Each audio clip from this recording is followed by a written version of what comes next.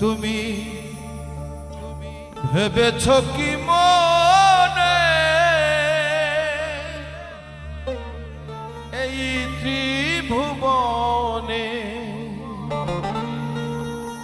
তুমি যাহা করে গেলে কেউ জানে না,